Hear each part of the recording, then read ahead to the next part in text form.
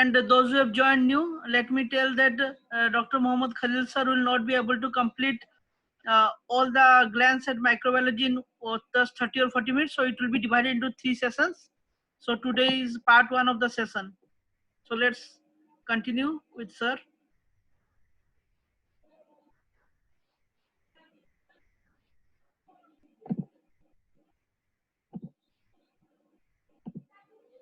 I have divided my sessions into season 1, season 2, and season 3. So today, with your cooperation, we will be covering the entire bacteriology in 40 minutes.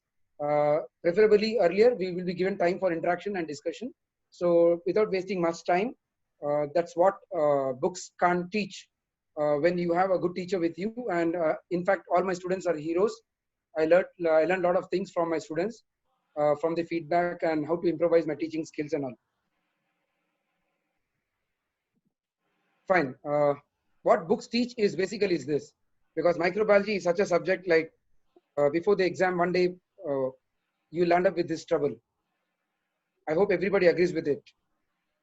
Do have 1 or 2 students giving yes for me? Ikra, are you there? Yes, sir. Thank you. Very good. Does this happen? You agree with me? Yes, commonly. Very good. Fine. But the answer for that is, I won't leave any student without answering the question. Rieter syndrome, which is also known as reactive arthritis, is a classical triad of conjunctivitis, urethritis, and arthritis.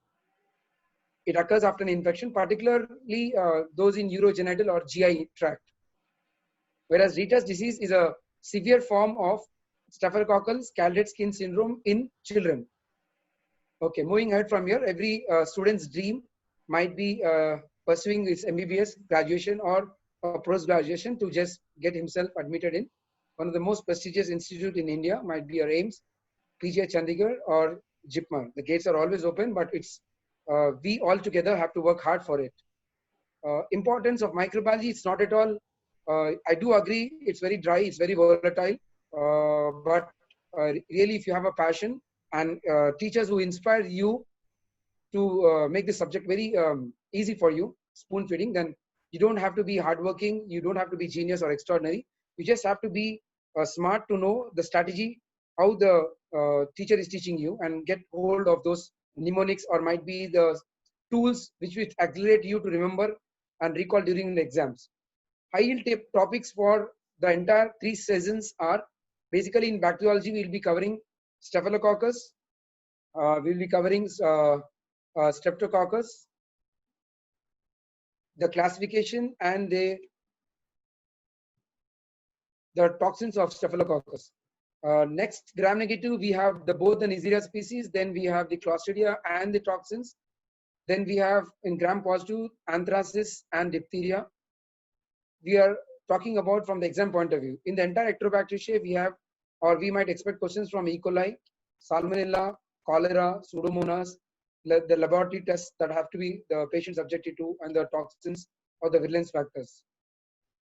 Fine. Then we have another gram-positive group of organisms like TB and leprae, where again laboratory diagnosis is a high yield area where you have to touch upon, and also a small area which is not touched upon in many of the institutes is atypical mycobacteria.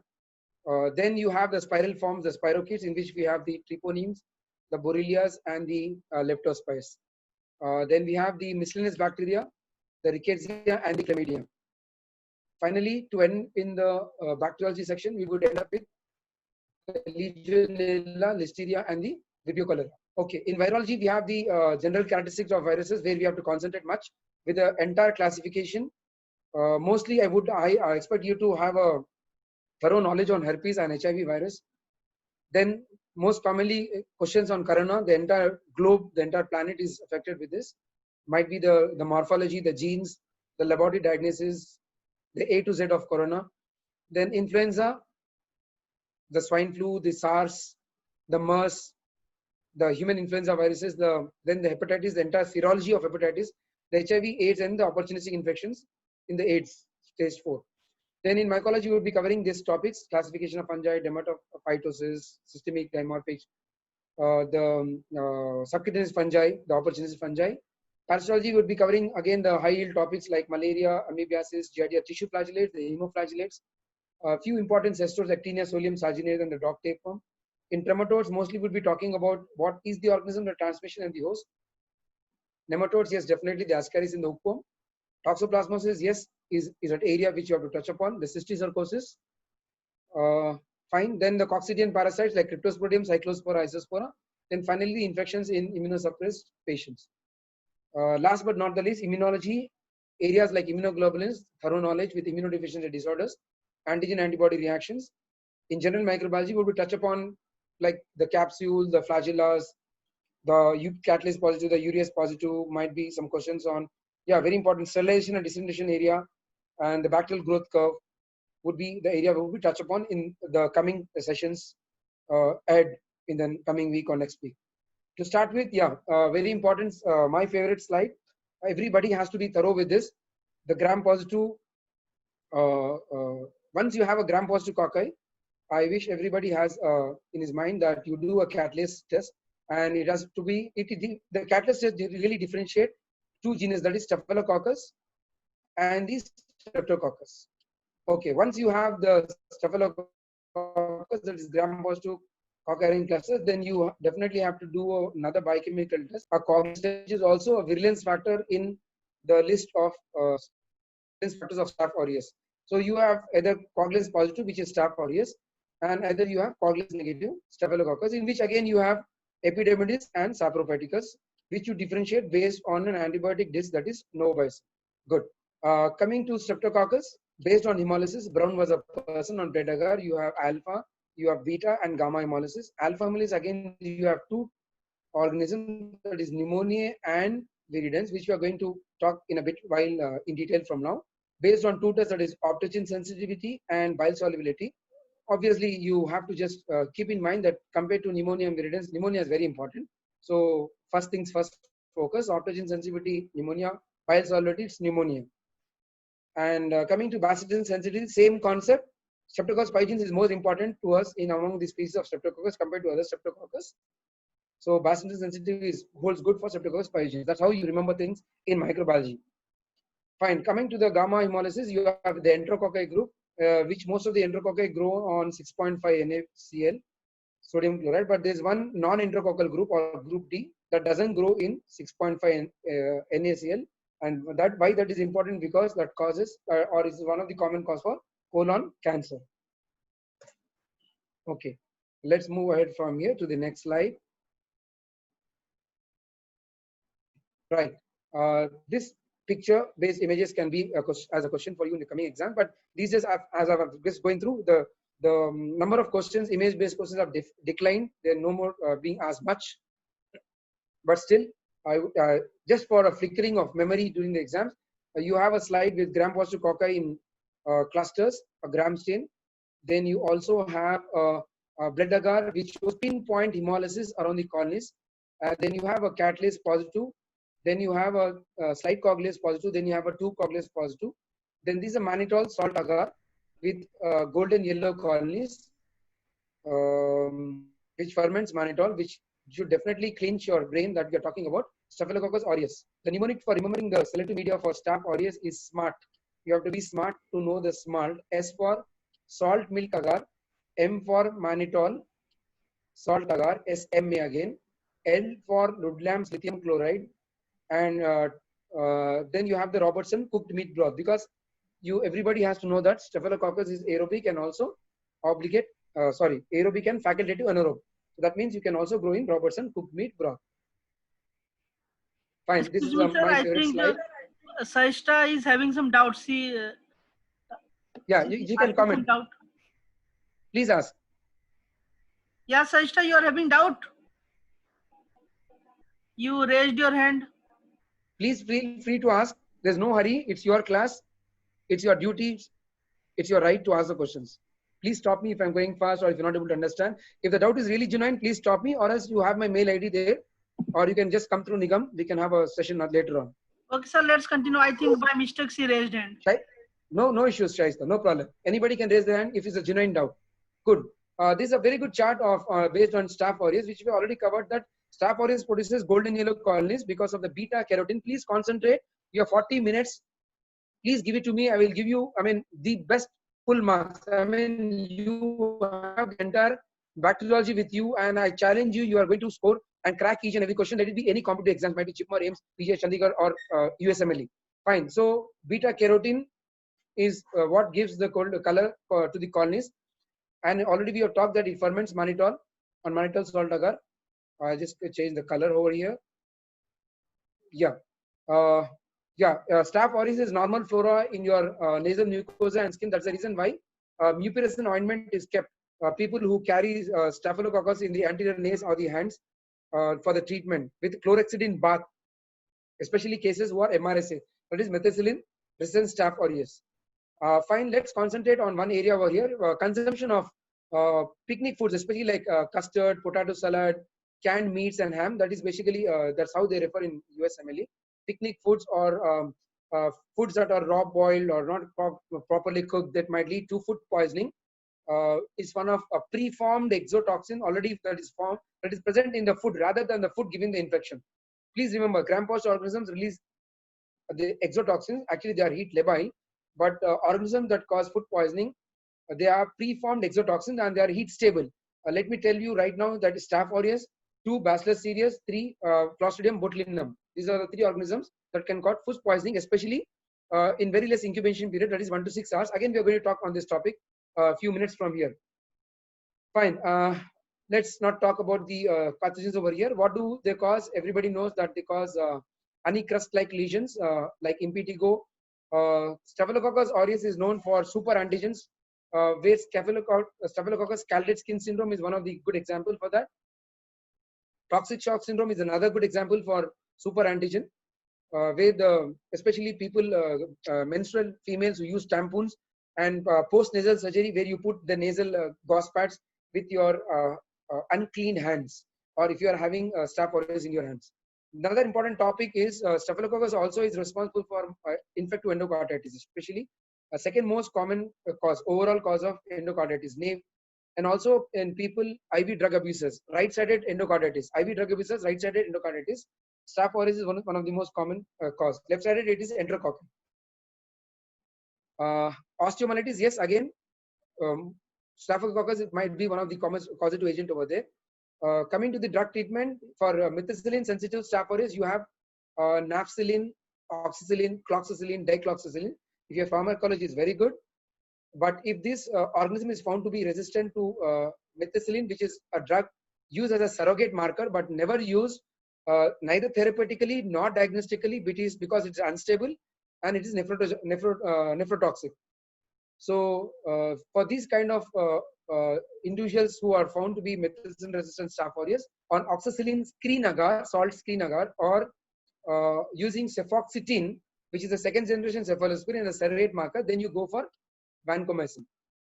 Fine. And people who are found to be vancomycin resistant staph aureus, then you go for quinprestin, dalfoprestin, that are called a streptogramins group of drug. Then you also go for linezolid or daptomycin. Fine. Then you have another 2 species of Staphylococcus which are Coagulase negative. That is epidermidis. As I already told you, novobacin sensitive. If it is found, then it is epidermidis. If it is resistant, it is saprophyticus. 2 things you have to remember for each is epidermidis is normal commensal on your skin flora. People who put on IV cannulas, central line under aseptic conditions, these people land up with infective endocarditis. And believe me, epidermidis has prediction for these prosthetic valves, IV cannulas, or any plastic, or what do you call hip replacement, any plastic, it forms biofilms around it, especially along with Pseudomonas. Whereas saprophyticus, just remember, though E. coli is one of the most common cause, 21% of UTI is caused in reproductive age female. The reason is Staphylococcus saprophyticus. And cotrimoxazole is the drug of choice. So having finished with Staphylococcus, let's move to another organism, that is catalase negative gram-positive cocci aerugine chains. Landsfield grouping, it comes in group A. GAP, group A pyogenes, that is Streptococcus pyogenes. It also produces beta hemolytic, right? Very good. It is also pyrrolidone aryl amidase positive. PYR disc is a disc that is used to just differentiate.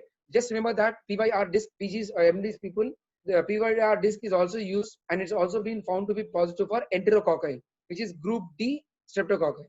We already have covered this in the flowchart that bicyclic sensitive. What we have to remember in Streptococcus pyogenes, exam point, most common or most potent virulence factor, M protein, right? Enzyme streptokinase, streptodronase DNase. Why we have to remember here important is because it is a useful marker when you're talking about acute glomerulonephritis. And when you're talking about rheumatic fever, ASO titer will really help you out to know significant rheumatic fever is there or not. So ASO more than 200 international units will tell you it's significant for. So non-suppurative sequelae to infection, that is people who are having repeated sore throat, they might land up with acute rheumatic fever. People having repeated skin infections will land up with acute glomerulonephritis. Okay, what are the common clinical manifestations of Streptococcus pyogenes? Scarlet fever. It forms scarlatiform rash all over the trunk, blanching. It's also described as sandpaper rash. And strawberry tongue is another. B. So group A was one of the most common potent organism in the group of Streptococcus. Group B, you don't have to remember everything over here. I'll just use this and see make easier. You just have to remember group B. B for babies. Babies never love to stay back at home for long duration.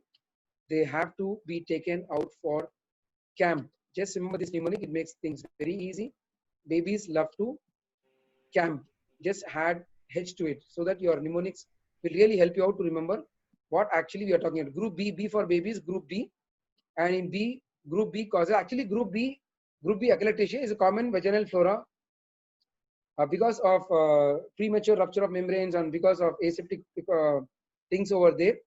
This organism might land up the neonate who was born premature with neonatal septicemia and neonatal meningitis. That's the problem with this.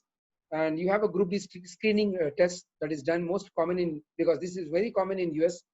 In India also some people, some maternity hospitals, they do this group B screening test. And group B stores positive CAM test with Staphylococcus aureus, nothing but a blood agar plate. And you draw Staphylococcus aureus, and perpendicular to it you draw group B. What do you call is that what happens is exactly accentuated zone of hemolysis occur. That's called CAM test. Christie, Atkins, Mun, Peterson. These are the 4 people who have discovered it. And H is nothing but hippurate hydrolysis. So that's what you have to remember about group B, nothing more than that. And this picture depicts that you have to, your brain or neurons are thinking about another important organism in Streptococcus, that is Gram-positive cocci in pairs, nicely lanceolate shape with a thick polysaccharide capsule around it is nothing but Streptococcus pyogenes. Sorry, pneumonia. Fine. Streptococcus pneumonia gives a very typical picture, might be a fluorescent microscope or a Gram stain or a Quillen's reaction. Fine, it gives a Karamkin appearance or a draftsman colonies appearance, and this is nothing but optochin sensitivity test, which we have already discovered. This is nothing but bile solubility test. These are the words that you should look out in the exam, in the question, or look at the clue what he is guiding you to. Fine. Same thing. What does it cause? Basically, you have to just remember. I think I already taught you how to remember the clinical features of Streptococcus pyogenes. You have to just remember. I mean, normally when I teach you, I forgot to tell you that all characters, when I teach you, they do not have to. They could not correlate with anything in real life. All are coincidence. No caste, creed, religion. So just you have to remember. Like if you just remember, Christians pray to God like this, right?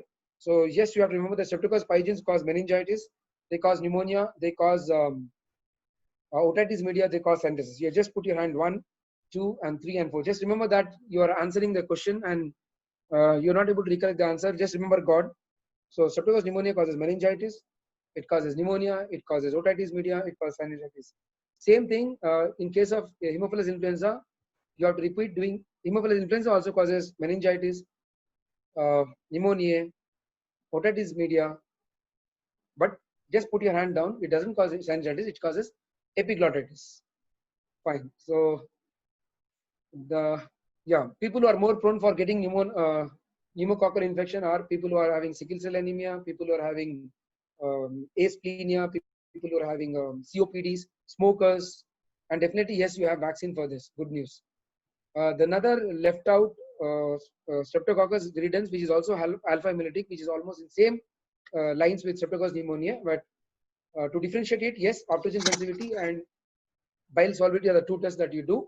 And two important things which you should remember from preparing or going for exam is Streptococcus mutans and Streptococcus sanguis are the two species examples given in your viridans group. Just remember, if you just go to your secondary intermediate, sanguis is nothing but sanguineous animal, blood-loving animal. So just remember that Streptococcus sanguis causes subacute infective endocarditis because endocardium and endocarditis is rich of blood. Whereas Streptococcus mutans, people who are having caries, and this organism can form plaques and form caries over there because this is one of the common normal flora in your tooth and oral cavity. Unhygienic matters, not brushing your teeth regularly, not maintaining good hygiene, this might form plaques via dextrine and may cause dental caries. So whenever you have caries, you don't talk much, you are mute. You don't talk, your volume is less. So that's how you remember that. Right, let's go to the next slide. Let me remind you that this is a fast track bacteriology session. So you have to be very full alert with all your 5 sense organs open, and you have to tolerate and you have to be with me all the way. Last group, Enterococci, group D. So we have finished group A, Streptococcus pyogenes. We have finished group B, Streptococcus agalactiaceae. We have finished alpha hemolytic, in which 2 groups, pneumonia and viridans. Last group, Enterococci. Enterococci, the name itself says something to do with the colon. You have 2 species here again, Faecalis and Faecium.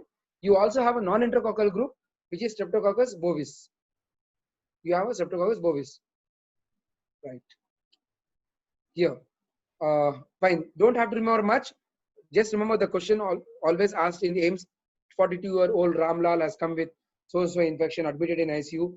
Given the treatment not patient not resolved with, again treatment. The sample was sent. Gram-positive cocci, what do you call, oval, spherical shape, angle space were found, and yeah, it is found multi-drug resistant. And especially this organism, which is normal flora of the enterococci, will cause post-GI infections. So these are the things that should strike. You don't have to study and mug up and rote learning. Microbiology is, see, over the experience of teaching and learning and studying, I have found that there are only some few keywords that you have to remember. Believe me, I mean, you just have to remember that. You just have to recall.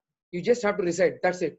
More the way you recall, more the way you decide, I mean, do a discussion or interaction with your friends, the more intelligent you are. Fine. And this enterococci and multi-drug resistance, so much multi-drug, even vancomycin resistant enterococci have been found these days.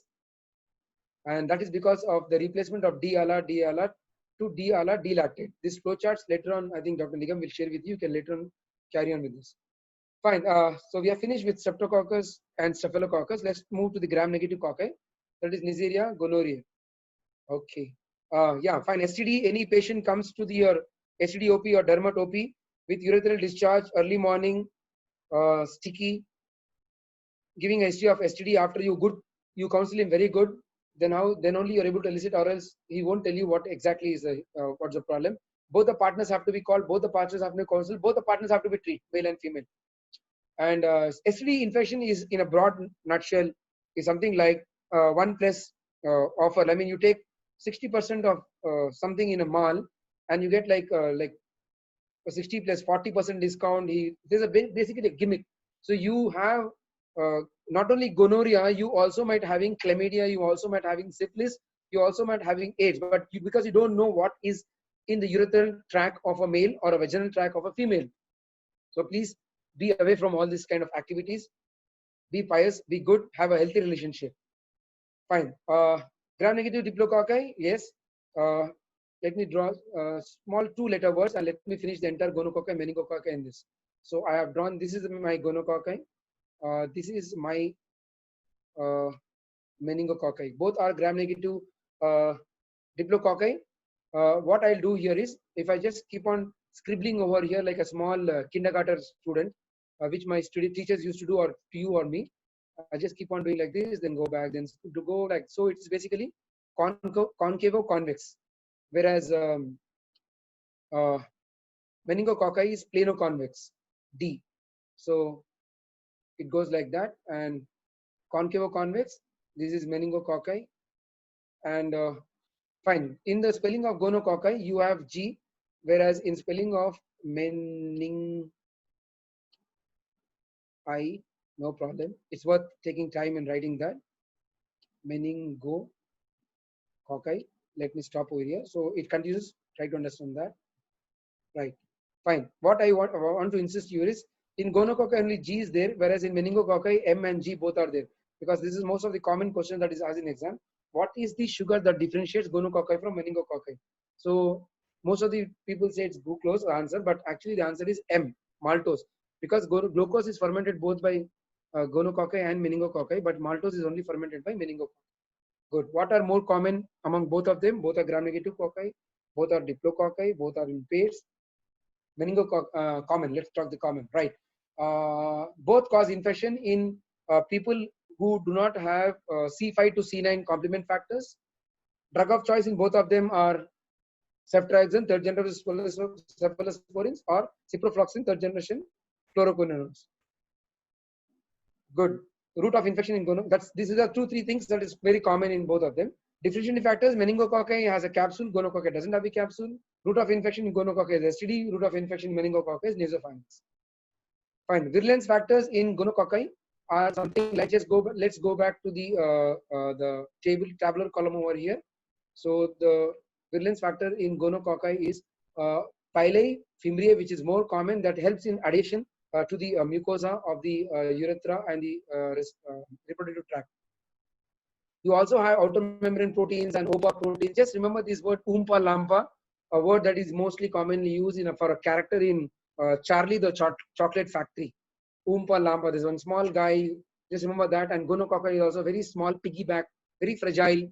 You have to transport it very fast. The transport media used for gonococci is amines media, Stewart's media, charcoal-based media. Because it gets dried up very fast. Preferably, the doctor asks us to get the slide over the OP basis itself. Fine. The complications. Fine. In males, it causes urethritis, proctitis, septic arthritis. In females, it causes endothelitis. Never in females, gonococci cause vaginitis because the pH is less. In endodermatitis, the pH is neutral. That's the case. Please remember this. It's very important. Why do females do not have vaginitis in gonococci? Because of the pH, but it causes endocervicitis. Septic arthritis, very important. People who are preparing for USMLE, you can expect question in gonococci. Don't expect him to give like STD and all. Female, for 23-year-old female coming with septic arthritis, and the doctor goes for a endocervix sampling. Then the patient asks, "Why the hell are you collecting?" Then the patient will tell you, "No, yeah, exactly. You might have an history of sexual contact because this is a complication that can occur in the females after sexual history, a very previous past history of that." Another important area that we should cover other than the male and the female is the children who are born to mothers who are having gonococci, which is also a common problem in all STD infections, irrespective of gonococci also. That is your Treponema pallidum, might be your chlamydia. That condition is called ophthalmia neonatal, if it's this, or it's called, very common term is neonatal ophthalmia, where silver nitrate drops were given. These days it's banned.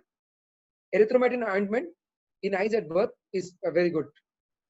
So we have already talked about gono and meningococci. I'm not going to cover much. Meningitis, everybody knows, like fever, neck stiffness, chills, and your headache. This will really should lead a doctor that you are suspecting meningitis. Then another complication that can occur slowly is petechial rash. Petechial rash is one thing that you should light, especially in fair-skinned people. The complication is Waterhouse-Friderichsen syndrome. Very important complication of meningococci, exam point of view, where rapid hemorrhage into adrenal glands, hemorrhagic bullae are formed, adrenal insufficiency occur. So this is already covered about this. I already told you polysaccharide capsule is very rich in meningococci. Nasopharynx is the place where this meningococci harbors in droplet infection. ABCYW. Let me go to the previous slide. Yeah, the vaccines, they are about 6 serotypes. ABC, why I should remember the mnemonic. ABC, why I should remember. B doesn't have a vaccine, but because it's a silicic acid. Right. Let's go to the next slide. Yeah, I think this should clinch the diagnosis that we are going to talk about. Yeah, diphtheria. Very good. Nice. So malignant bullnecks over here, pseudo membrane over here. This is the low flush serum slope. This is Gram-positive bacilli weakly, but very good stain with Albert stain, green color bacilli with bluish black metachromatic granules. Then this is the potassium telluride is a golden standard. It takes 48 hours, but though. And this is the LX gel precipitation test to test the toxinic testing to know if the strain that you have isolated is toxic producing or not. Okay, this is a very important chart or thing, and which will really help you out to remember the entire diphtheria. Actually, this is also in YouTube. I can share it later on. You just go ahead, type. This is already displayed in the YouTube. Just don't forget to subscribe, share, and like. Just kidding. You should get back to the mode. Fine. Here you have the entire Corynebacterium discussed over here. Where if you just remember a movie called Baghi and Tiger Sharaf, who loses his fights in one. Let me take another color pen. Yeah. He goes. There are 3 biotypes actually. 1, 2, 3, 4. I have put it over here because, sorry, I have used here 1, 2, 3, 4 to make you understand that there are 3 biotypes: gravis, intermedius, mitis of diphtheria. And this Tiger Sharaf goes for a fight 1, he loses. Second fight he loses. Third he loses. Fourth fight he comes back. He comes back. So here you have a black back with a plan. Back here stands for blood agar, potassium telluride blood agar. Potassium telluride blood agar. Which color call is? Black color call is. So back, black. So as you have seen in the previous slide. Let's go back here. Fine. So plan. What is plan over here? P for Ponder stain, L for Loeffler stain, A for Albert stain, N for Neisser stain. All these stains are used to stain that Babes Ernest granules or Walton granules or polar bodies, name it. And the chemical nature is meta polyphosphate. They're energy granules for the diphtheria whenever it goes in starvation. Fine. Then you have this Tiger Sharaf or the fellow who goes to a Chinese club, which is by name Kung Fu Club. Fine. And club, it's described as a club shape, and you can have the Chinese inscription over here.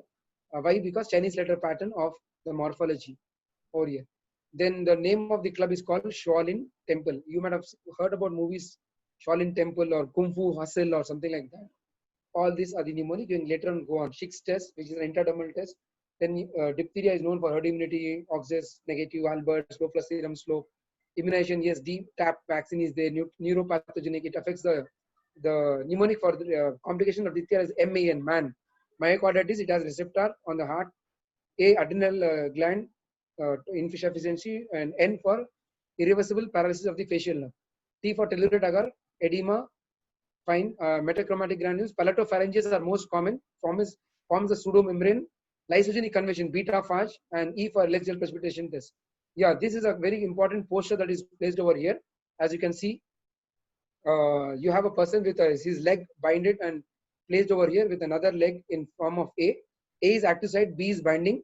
Here you have to remember the A, B, C, D of diphtheria. Excuse A, me, B. sir. Yes, ma'am, please. Excuse me, sorry for interruption. Actually, the session will end within 2 minutes. So, but the lecture will be continued. So the students can join again using the link they have joined. It may close within 2 minutes abruptly. So you can join the link through the link you have joined. That's great. Thank you very much. So guys, don't get apprehension. So anyhow, Dr. Nigam has told me that once the link gets closed off by default, no problem. Once the link is again given to us, we'll again join and we can continue from where we have left. So fine. So A, B, C, D of diphtheria. A, B of parts of the toxin of CD is diphtheria. It inhibits the elongation factor 2. It inhibits the ADP ribosylation. Same mechanism of action is also done by Pseudomonas. So this is how you have to learn the microbiology. I hope you have enjoyed that this thing. Fine. This slide, this is focused over here. You should really let you out which organism. Clinch Bacillary anthrax. Very good. So first slide is telling you about the typical eschar that is produced by your anthracis. Now, student preparing for All India should not stop his mind. He should also think that this eschar is also produced, eschar-like lesion is also produced by Pseudomonas aeruginosa, which is called Ecthymia gangrenosum. This eschar is also produced by scrub typhus. This eschar is also produced by plague, yeah, Yersinia pestis. But edema around the lesion should really let you tell you that if this is a Bacillus anthracis lesion. Fine. This is the inverted fir tree appearance in gelatin stab. Then you have the bamboo stick appearance, which gives the typical box car appearance. Then you have the frosted glass appearance. Then finally, the last slide here is the McFadden reaction, which is the amorphous material around the bacilli using polychrome methylene blue. I hope you understand what I'm doing. So Bacillus anthracis is the only bacteria whose capsule is stained. Otherwise, for bacterial capsule stain, you use India ink or Nigrosin.